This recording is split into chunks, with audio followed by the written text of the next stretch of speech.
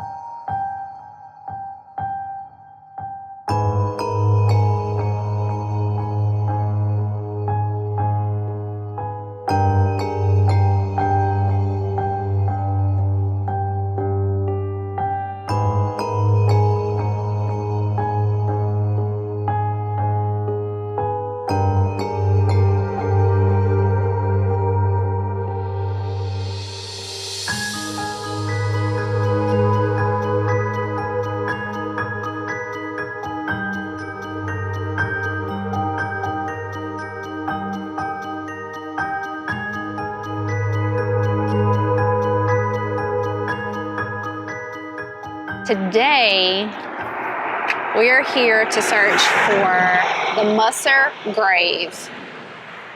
As you can tell, this kind of road next to me, this is route, however you pronounce it, 45. It's a 2-lane road. It's pretty busy.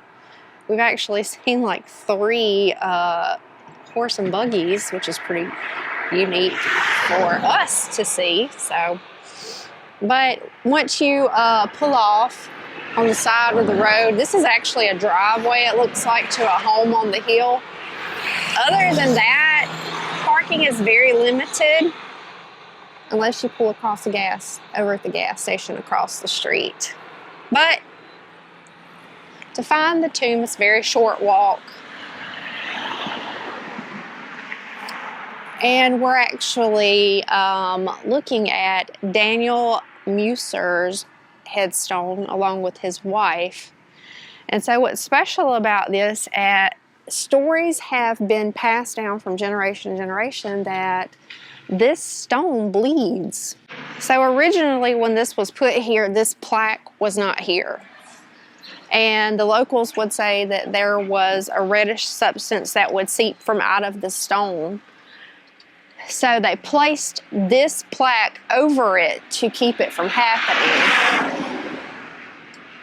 But, I mean, to me it doesn't look like blood, but you can tell something has ran down here. It just kind of looks wet to me. Well, it is cloudy today and it has been raining up here, so it's a good possibility that it is just water, but who knows? Yeah. I mean, you can tell, like, the plaque itself, if I can get in here on it. I don't know if somebody's tried to pull it loose, but it's a gap here, but it's real close up there. So I don't know if somebody's tried to pull it loose to see if something was back there or to clean back there or what, but. So Daniel was a local businessman here in town. Nothing really exciting was reported, you know, while he was alive. Nothing exciting happened until after this man's death, when this headstone started gaining attention from locals. So, of course, theories started popping up of why it was doing that. So they kind of came up with theories involving Daniel actually murdering someone, and that's why his headstone was bleeding. Okay, one theory is just basically that the blood seeped out of Daniel's name. Another theory states that there was an image of a knife on the headstone and that blood was seeping out from the blade of the knife. A third, more kind of out there theory was that there was a blade actually protruding from the stone with blood coming out. Oh my gosh, I love that. I don't know why I love it so much. Just was like just out in my buggy getting groceries. But in general, all the stories do agree that this stone has been replaced at least once, if not twice, to keep the substance from running down. So whatever is causing it, definitely replacing stuff doesn't help keep it from happening. No. It's gotta be supernatural.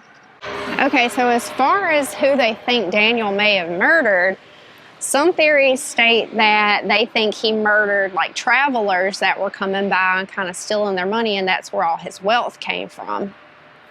Other people speculate that maybe Daniel murdered his wife. Then again, another theory states that Daniel murdered a maid that was living with him.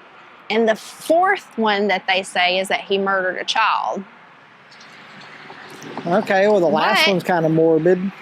But there's really no evidence stating that Daniel murdered anyone, period. Because they also say that for his crimes, he was hanged, which there's no evidence of.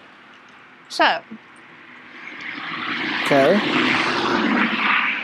So really, no one has any type of explanation on what the substance is that leaks from the stone. It's a great mystery. I chalk it up to supernatural.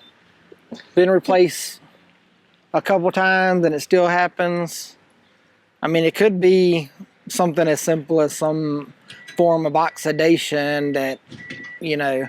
The weather, having to do with the weather. I mean, because people state that it typically does it more during like rainy seasons here versus like dry seasons.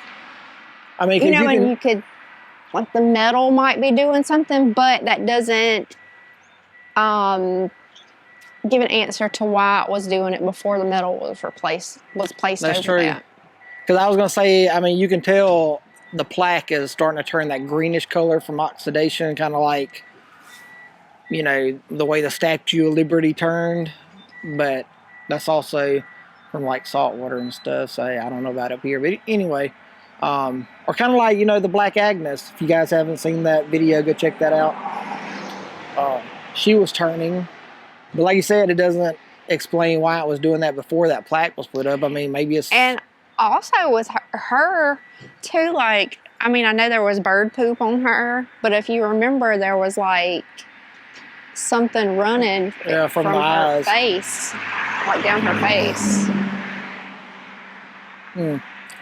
Like I said, it was doing it beforehand and has been replaced more than once. I chalk it up to supernatural. Something's going on with this grave. Either with him or whoever had it installed. Yeah. Could have done something, put some kind of curse on the grave. Maybe they didn't like the guy and his wife. Who knows?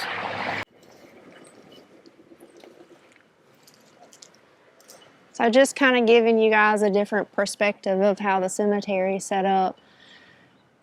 It's kind of perched right on top of a hill. And that right in front of you, directly by the road, is the headstone